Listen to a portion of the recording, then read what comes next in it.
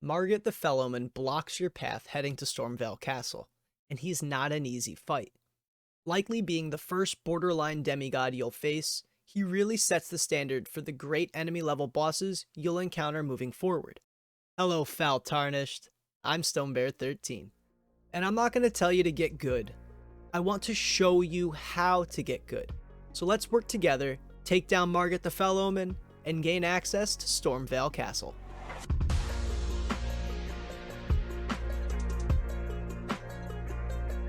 Taking a closer look at Margit's resistances reveal he's relatively susceptible to almost all types of damage.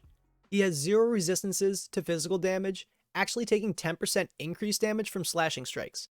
And as for elemental resistances, Margit only has a 40% holy damage resistance, and of course the usual boss immunity to madness and deathblight buildup.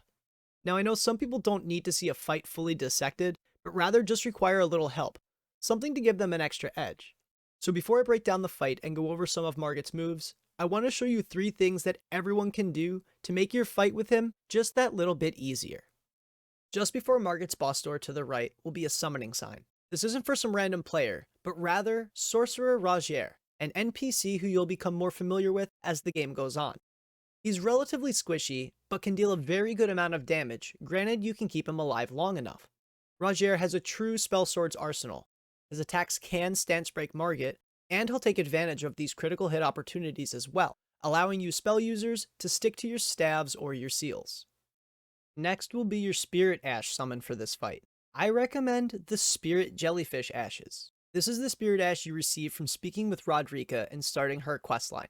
Most people would probably think of using the Lone Wolf Ashes, however from my experience, these summons have a low health pool and Margit will quickly squish them. On top of that, it gets very chaotic having this many summons around, plus, the Spirit Jellyfish does 2 things that the wolves cannot: survive more than 3 hits from Margit, and apply poison buildup. Although it'll take quite a few hits, the Spirit Jellyfish can and eventually will apply poison, dealing consistent damage over time. Also capable of taking quite a few bonks from Margit's staff, this jellyfish is a solid summon for this fight. The final item and the most important one I recommend getting is Margit's Shackle.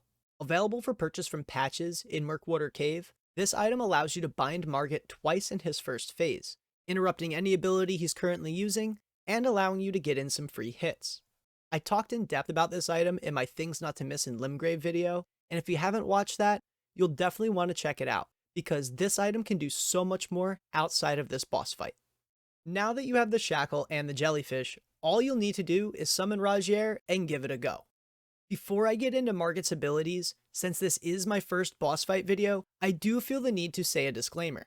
When it comes to the bosses in Elden Ring, there is no tried and true cheat sheet. Each boss uses multiple abilities that branch into different combos and have very eclectic mix-ups.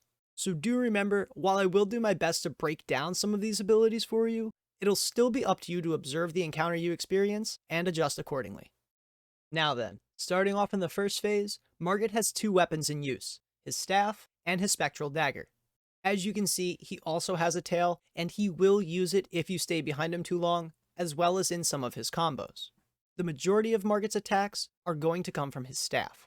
This weapon has a very long range, and he shows a mastery with it, performing stabbing attacks, sweeping strikes, and overhead slams, all utilizing different ranges. The biggest learning curve with this fight is how slow the staff's windup is. It may feel like it's a wide enough window to attack, but it's not, so don't be fooled. One of the deadliest abilities Margit will use consistently is his windup attack. Grabbing his staff behind his back, he'll rush forward with an overhead strike, dealing a ton of damage and often comboing into another hit or 2. In order to survive this, you'll want to roll into him as he comes within melee range. To avoid a follow-up tail swipe, just continue to back away or dodge. The next tricky ability in this phase is his leaping slam.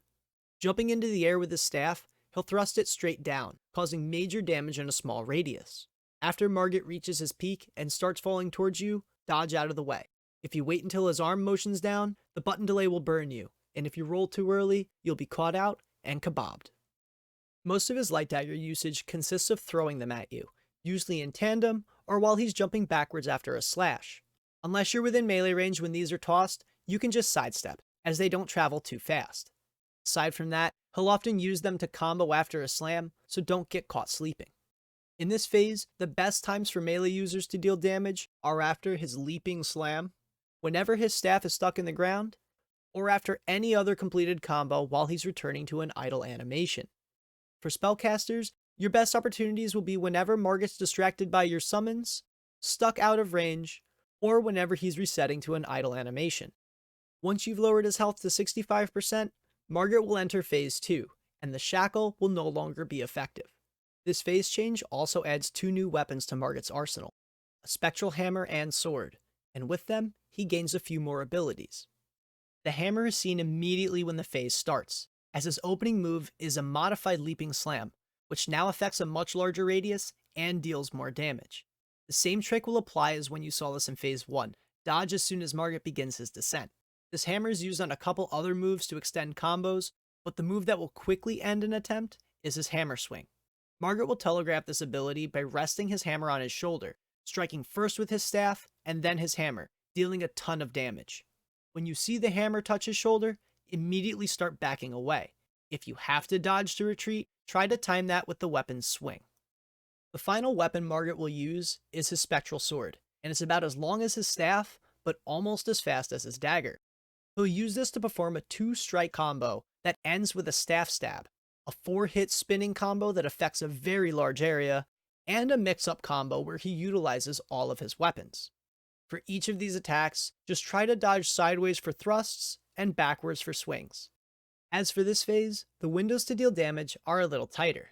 For melee users, you want to attack after his leaping slam or his hammer swing, as most other moves will lead into combos. For spellcasters, your opportunities are no different than they were in phase 1. Deal damage while you have no aggro, and avoid letting your summons die.